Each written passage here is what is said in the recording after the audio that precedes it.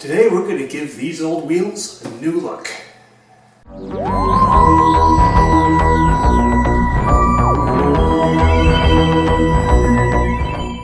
This is a set of 15-inch Volkswagen wheels that was given to me. Thanks, Mike. Of course, sometimes you get what you pay for. In this case, the finish is kind of broken. By broken, I mean flaking off pretty badly. It's just coming off of my fingers here. Okay, all the wheels are sanded. That's why they're all a bit dull looking right now instead of shiny. That's okay. The next step is wheel them outside and paint them. So I'm just going to be using basic black primer with this. I'm also not bothering with masking because these tires are junk. As you can see from the total lack of tread here. So I'm not worried about that. It's all going to get replaced anyway. I just want to get them painted right now. So let's do it.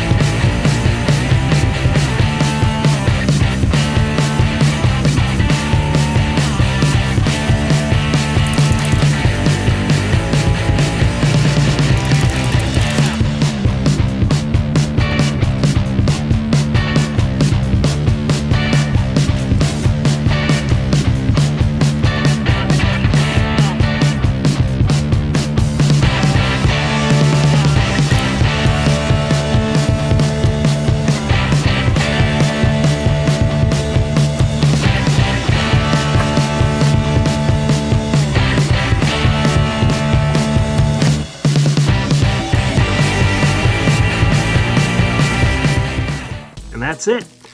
You want to do a couple more coats if you're actually finishing it off, and you want to do a top coat in whatever color it is you want.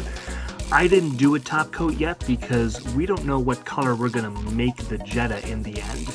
So I left it as primer so that once we pick a body color, we can then finish off the wheels in whatever color we want, not have to sand them down and redo them later. So that's the deal there. But the technique is the same, and you can see they make a huge difference to how the wheels look. It could even make it look like aftermarket wheels, especially if you're putting wheels for one car on a different car that they fit on.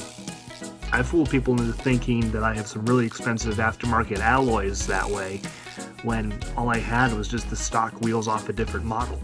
So that's how to do it. It's really simple.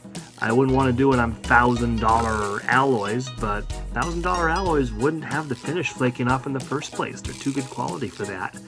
So for a pair of cheap, or in my case, free wheels, yeah, do it and give them a second life.